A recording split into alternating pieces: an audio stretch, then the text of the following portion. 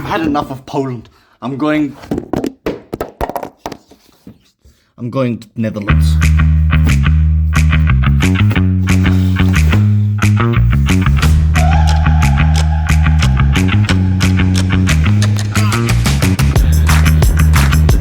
I watched a video that said the first 30 seconds of the video should capture the audience's attention. So what's going on, guys? Welcome back to my... No, we're not doing that. Watch the intro.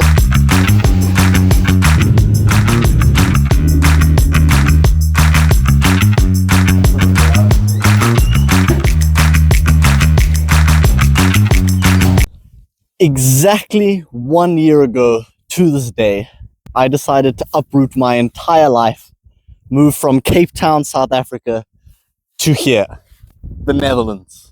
I found myself a job as a service engineer. Found a company that said I could travel the entire world on their pocket and fix machines. I have now spent 1 year as a nomad, living around the entire world, and I've learned a few things.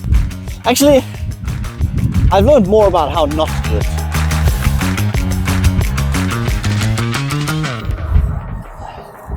Let me explain how the field engineer position for this company works. On Monday, fly yourself to a customer somewhere in the world. You say, yeah, I'm over here, I'm gonna fix your machine, buddy. Don't you worry about it. I think this road is closed. That's fine by me, we can just turn around. Work there for the whole week, and then on Friday, fly back to your girlfriend or, children. But I was like, I don't have any of those things. That's no problem. You can just fly me out on Monday, leave me there, and fly me to the next place on the next Monday. And so began the nomadic journey. Yeah, see, that's a scary looking, that guy does not want me around. I'm lost. This is what the Netherlands looks like, by the way. I wanted to know what it was like. What is it like to live this minimalist lifestyle? That's what my life has been for the last year. It's quite a lonely existence. I'll let David from a week or so ago in Poland explain. Am I depressed? No. It's definitely my fault. It's not like I can go and blame external reasons. It's a sacrifice I'm making in this nomad lifestyle right now. I am sacrificing the close to family, the close to friends option of any kind of long-term relationship. It's a lot of stuff I'm giving up to go and see the world and earn money. But I'm sick of being f***ing sad. I'm sick of being lonely. I've had enough of it. Not to the point where I'm going to go and give up on the nomad lifestyle, but perhaps to the point where I can actually put proper effort into making myself feel good.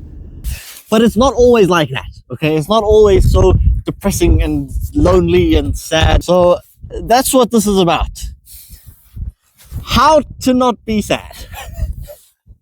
There are 3 things that I think are absolutely necessary to survive the nomad life.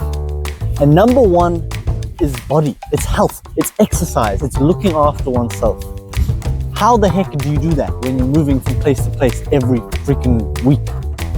How do you know I'm in the Netherlands?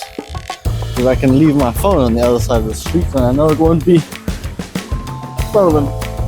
One of the most important things about this traveling journey has been able to look after my mental health, and to do that, you have to exercise. I particularly love climbing in the climbing gym. I need to go running. I've set up my backpack with climbing shoes, running shoes, just giving myself every opportunity to do as much exercise as possible. I really hope this audio is working from here, otherwise this is going to look ridiculous. I'm over here. I hope you can see me. The second thing is people. What are we doing, yours? Go skiing! What? That's where we're going, over there. We're in the middle of the Netherlands, and we're high up in a building, and we're skiing. Sorry for the interruption, but what I was trying to say, and I'm exhibiting right now, is that finding friends is one of the most important parts of doing the nomad life. I'm happy to be lucky enough to have some colleagues in the Netherlands that I get to visit every now and then, a few months. But I do the same thing in any environment I'm in. You just talk to people, find yourself in just the most fun situations. Let's see David go.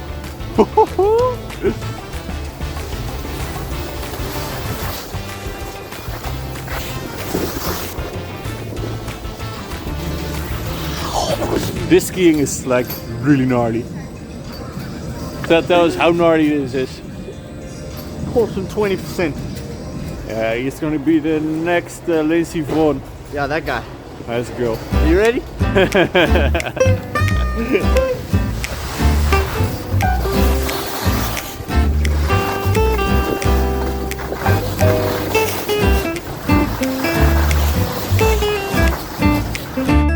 So I've come up with some strategies to find people in one way or another.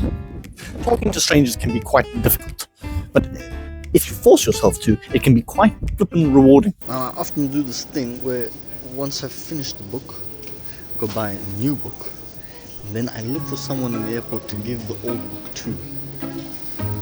But this is Poland, and I have an English book. Now, what this does is it forces me to talk to strangers, which is a bit unnerving, but let's try. Hi, do you speak English? Yeah, Where are you from? Poland. Poland. Yeah. Do you read in English? Yeah, I do. I do this thing whenever I finish a book in an airport, I give the book to someone, and the only thing I ask is that you give it to someone else after you finish reading it. But I don't know if you want to read it. It was really good. Crime and Crime Punishment. and Punishment. We know this. Have you read it before? No. Because then you can't have it. Oh, you haven't read it before? Would you like it? No, I haven't. If you want, but you have to then give it to someone Continue afterwards. that tradition, yeah. Yes. You need to go for it. It's a sign. Yeah? Yeah. There we go. Book handover. Thank you so much. Thank you. I stopped filming because it got a little bit awkward. I've discovered that talking to strangers on different forms of transport seems to be one of the most rewarding ways of meeting people. Planes, trains, buses, boats, whatever it is, it's a great way to meet some strangers. More often than not, I'm talking to people that don't speak first language English, but you don't need a large English vocabulary to have a nice conversation. Sometimes just a smile and a happy little quick chat is plenty for that rush, that hit of endorphins.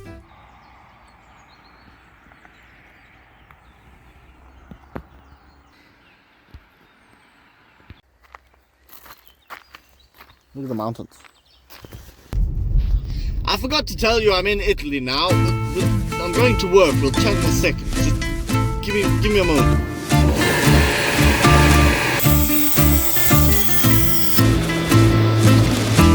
Look at this movie. I'm somewhere in Italy, north of Venice. I'm busy making the video that you might be watching it now. I planned it. I wrote down what I was going to say, and it's ass. And so now I'm re-filming, trying to remember the things I wrote down and say them. But it all feels so fake news. You want to know how to be a nomad? Just go and heckin' do it. I don't know if that's why you clicked on the video. Just go and do it. See what it's like. If you don't like it, to heck with it. You know what I mean? Don't do it anymore. Finding people is important, but being alone can also be enjoyable. And I think I'm learning a lot about myself in the process. The Prime Minister of India spent 2 years, I think, in the Himalayas alone as a nomad. If I just listened to a podcast with him in it, and he said something like, the solitude of the mountains gave him the strength to find his inner power. First of all, what a legend! Who says stuff like that? And second of all, it seems to have been quite beneficial for him to spend time in his life alone, figuring himself out. And I think I am experiencing a very similar thing. Did I just compare myself to one of India's greatest leaders? Maybe! Good night.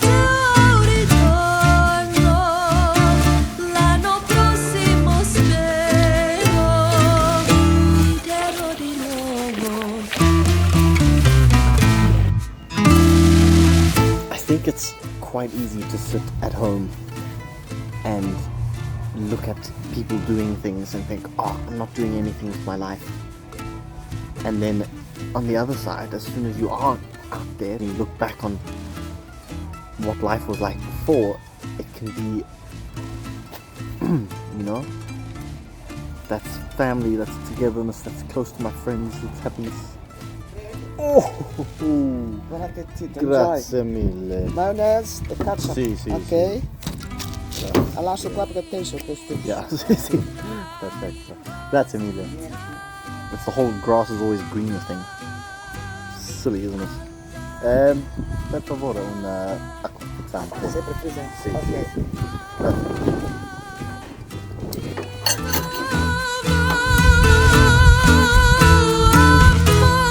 Wahoo. Tom Robbins describes the term wahoo as the call of the pure, the thrill seeker's exclamation, the outlaw's delight, the rebel yell of the dreamer who rides without reins. Wahoo in my friend group is used to describe a whole bunch of things, like taking a midnight drive alone through the city just to go and think for a little bit. Wahoo is getting ice cream late at night with a buddy. Wahoo is taking a random trail and going for a run. Or taking a cold water plunge in the morning just because, or going for a hike up some random trail. Wahoo is the zest for life. It is the reason to live. It is a term that describes wanting to do living things.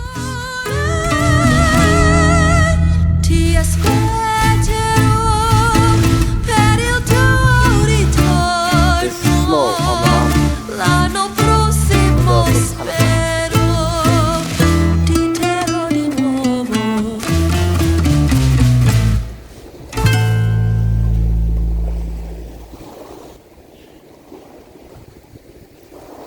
I didn't bring a towel.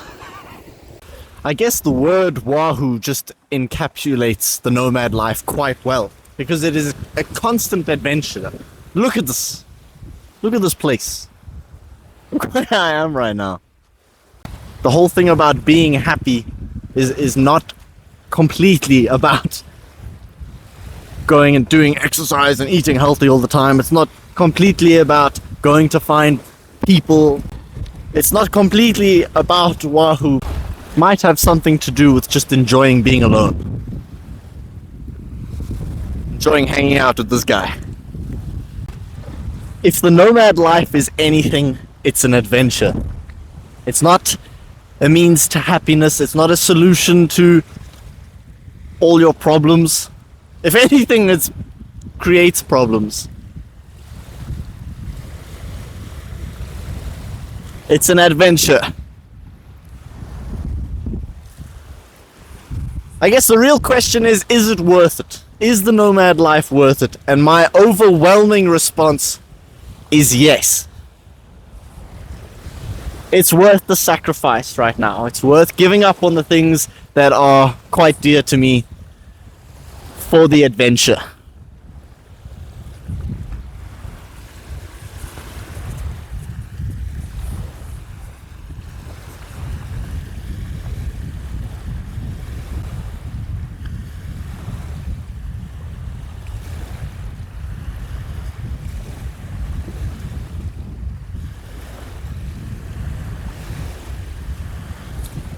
Thanks for watching.